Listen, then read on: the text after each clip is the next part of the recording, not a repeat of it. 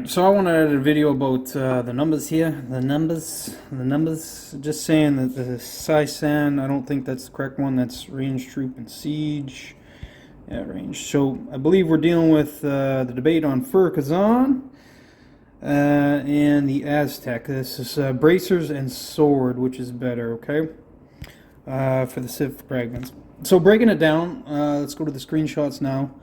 Furinkazan, the sword, when 5-starred there, it's ground attack 75, marching range and mount troop attack plus 50, enemy range defense minus 35%. The bracers are ground defense plus 50, the marching ground defense another additional plus 40, and the marching ground HP plus 40 and march size. They both have march size, so I'm not going to bring that back up. It's the same march size as well. If one had a more advantage, I'd probably lean towards march size. The key thing with the Furinkazan set, though, is that it's a lot of marching buffs.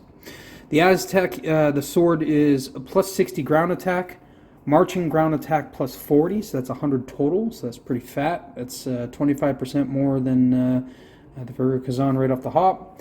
Enemy range and siege attack minus 35, and enemy range and siege defense minus 35. So that's really good debuff when you're attacking a keep. So that's really good, but it's only if you're attacking with that troop type. We'll talk about that later. Bracers are ground attack plus 35, ground HP plus 30, enemy range and siege HP minus 30%. And of course the march size, which you gain. The set bonus on it is all troops HP plus 15. And the Furinkazan set is actually really good, which is why I want 2 pieces of it. It's marching ground attack and HP plus 30. So a lot of marching buffs. But, you know, my ground, I would rain people with, sure. With it's probably mostly for layers and stuff. But I'm going to be either joining a rally or soloing somebody out that I know I can attack, which is the point. So ground, I feel I won't be a rainer as much. I'll be attacking, joining rallies, or straight up soloing. So marching to me is okay. The fact that the bonuses are attack only, or marching rather.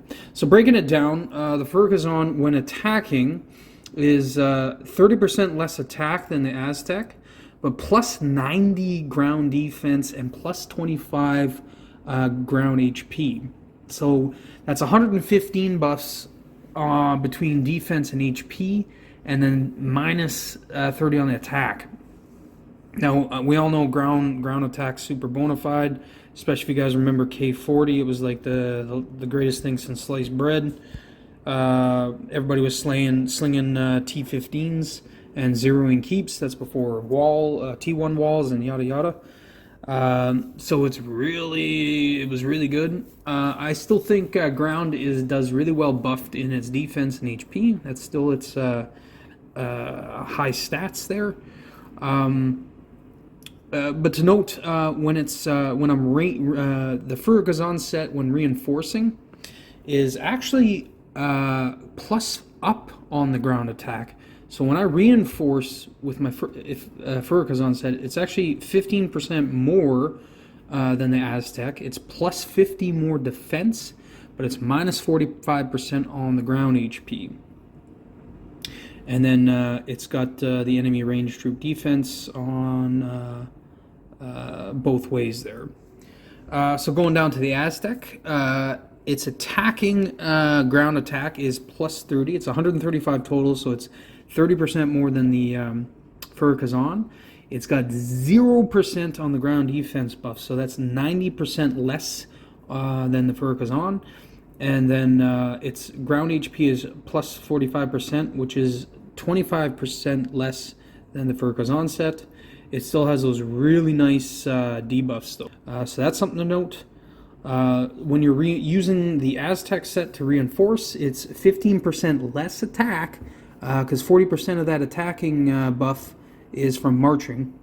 So it's 15% less than the Furinkazan, 50% less ground defense, and this is on reinforcing, so non-marching, but it is up on the HP. So reinforcing, it could be arguably it's a better set to reinforce with, but attacking, with the subs, and then of course the debuff. The way I'm rolling and the way I've concluded, I prefer overall the buffs that the Furinkazan set has. I did already start working on the Furinkazan bracers, and I certainly like I like those set bonuses better overall.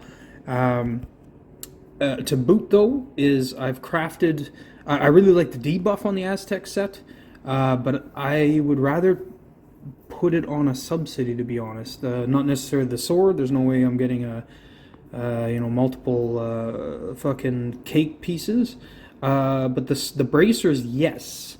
And I've already crafted it and put it on one of my split sets already. So unfortunately, I drop one of the courageous rings.